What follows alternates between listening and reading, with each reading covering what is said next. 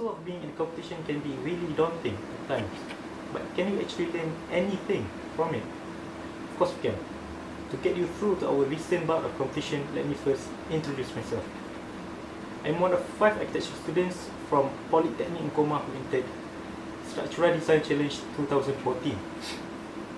So basically, Structural Design Challenge is an architecture competition that is organized by UDA Holding Sdn Bhd, open to all architectural students from various public and private architectural institutions in Malaysia. This competition is basically a platform to architectural revolution in Malaysia. So without getting into the nitty-gritty of it, the competition simply asks us to design the facades of 5 upcoming buildings in Johor. And the competition mandated us 3 presentation boards, 1 video explaining our design, and votes. We literally collected votes along the way.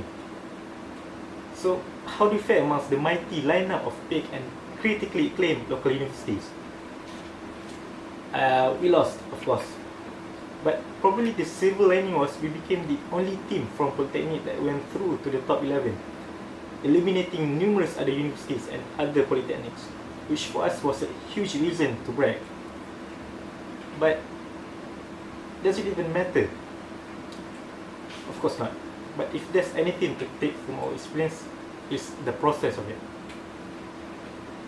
The grueling 8 months of sweat, tears and blood, and everything in between was a worthwhile journey, considering what we actually learned from this competition. So basically we found 3 ultimate ways to work with ideas. First, conceiving ideas, organizing ideas, and presenting the ideas. First, conceiving the ideas. To quote from Spanish painter Henry Fuseli, our ideas are the offspring of our senses.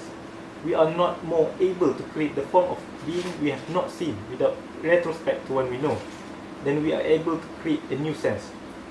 So he whose fancy has conceived an idea of the most beautiful form must have composed it from actual existence.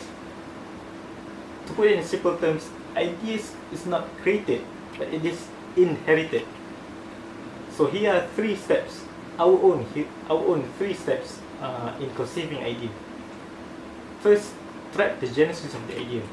Even though we are proud to claim that we have almost 3 years of learning architecture, we eventually had to boil ourselves down to the most basic question: what is architecture?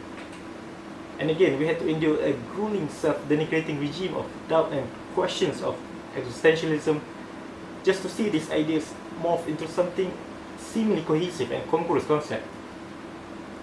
So basically we came up with reawakening Malaysian forestry as our guiding ethos. But the beauty of starting at the very bottom is it never fails to bring a strong sense of purpose, and a clear purpose is always a good way to go. Secondly, breaking the idea down. One step that people always seem to forget is deconstructing the idea down. It is very important to go through this step because ideas live in a very heterogeneous realm. One idea existed from thousands more ideas. And finally, never stops where the idea starts. The more we dredge in, the more we realize that there is literally an infinite world of ideas living beyond our imagination. So do not stop at the borders of marginalization. Make a cross-disciplinary analysis. So even though architecture is already a dominant discipline to begin with, but we knew that the knowledge of building and tectonics isn't going to cut it. So transgressing the borders of our predetermined intellectual discourse, we recruited biology, technology and architecture as the fuel for our design. So on with the second.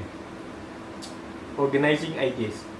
So churning out ideas probably should be a stroll once you got the rudiments down.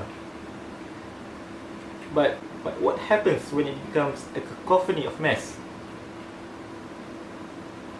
Organized in frameworks or phases. Having too much ideas at our disposal, we knew that we had to do something to rationalize all of these ideas. So before really embarking on the design venture, we've constructed a specific framework to make sure our design won't be a hassle once we got to the execution phase. So basically we laid out our ideas into 4 phases of design. First, acknowledgement. Before choosing a strong concept, we've made sure that all inherent factors that govern the place are well understood. That includes objectives and side issues. So to keep our design original, we have also included our design philosophy. Secondly, foundations. Understanding the significant needs of the project, we came up with a concept along with its ideas and theories. Hypothetically, the chosen concept should comprise the best solutions and catalysts from said issues. Thirdly, on the implication phase, all the theories and ideas were transitioned into practice through practical construction methods, and without forgetting the all-important sustainable strategies approach. Lastly, we took a reflective action and predicted our design impacts on three major aspects: social, economy, and environment. So, as you can see, we've pretty much nailed our ideas down into its specific